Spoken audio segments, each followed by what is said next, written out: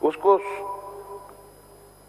लगता है कि हम आज काम करते हुए भी असुरक्षित हैं। हम लोगों ने तो अपने राज्य में पुरानी पेंशन लागू कर दिया है, देखना हो। कुछ राज्यों ने भी लागू कर दिया। अब उसी तरीके से अध्यक्ष महोदय कई ऐसे कर्मी जो अनुबंध पर या किसी प्रोजेक्ट के नाम पर केंद्र सरकार के द्वारा चलाए गए प्रोजेक्ट के नाम पर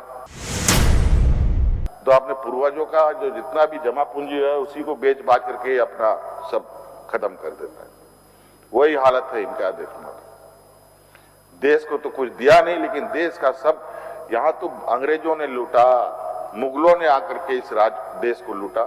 ये तो घर के ही लोगों ने, इस देश के ही लोगों ने लूट डाला।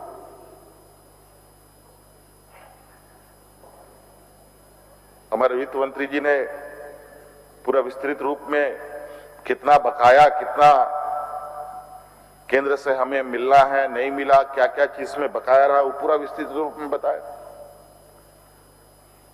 आज सड़कों पर जिस तरीके से अध्यक्ष महोदय राजकर्मी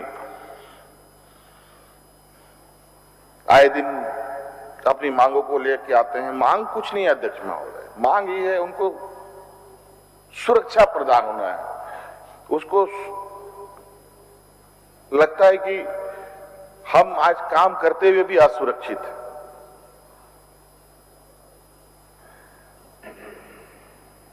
इसीलिए अध्यक्ष महोदय पूरे देश के अंदर पुरानी पेंशन की मांग बहुत जोरों से चल रही है।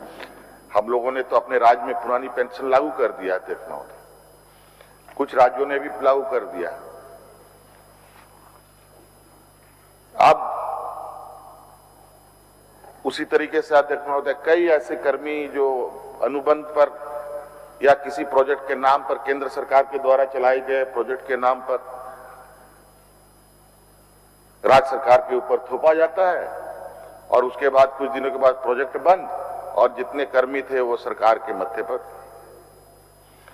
और केंद्र सरकार कितनी चतुराई से अपना पल्ला झाड़ती है अध्यक्ष महोदय कि मानो कि राज्य सरकार उसके लिए कोई मायने नहीं है। मैं उसमें कुछ उदाहरण देना चाहूंगा अध्यक्ष महोदय। अध्यक्ष महोदय जैसे यहां रसोईया है, हम लोग अध्यक्ष महोदय केंद्र सरकार 600 रुपया देती है, उसमें टॉपअप हम लोग 1400 रुपया करते हैं अध्यक्ष महोदय। आंगनबाड़ी सेविका को केंद्र देती है 2700 रुपया अध्यक्ष महोदय, उसमें हम लोग टॉपअप करते हैं 7300 अध्यक्ष महोदय। आंगनबाड़ी सहायिका को अध्यक्ष महोदय केंद्र देती है 1350 रुपया अध्यक्ष महोदय। हम लोग देते हैं अध्यक्ष उसी में जोड़कर 3600 रुपया और जोड़ते हैं अध्यक्ष महोदय। कुल मिला जुलाकर के लगभग 5000 का राशि उनको होता है अध्यक्ष महोदय। वहीं पारा शिक्षकों के लिए 6500 रुपया केंद्र देती है अध्यक्ष महोदय और उसमें हम लोग 13000 रुपये और जोड़ते हैं अध्यक्ष महोदय। राज्य अपने जेब से जोड़ती है अध्यक्ष महोदय। और दूसरे तरफ जीएसटी लगा करके राज्य सरकार के जितनी भी धन संग्रह करने का केन उपाय होते थे वो भी रास्ते बंद कर दिए। अब हैंड टू माउथ आप भिखारी बनिए रही केंद्र सरकार में। अभी भी हम लोग को प्रधानमंत्री आवास के पैसे नहीं मिले, बल्कि आवास भी कैंसिल कर दे रहे हैं।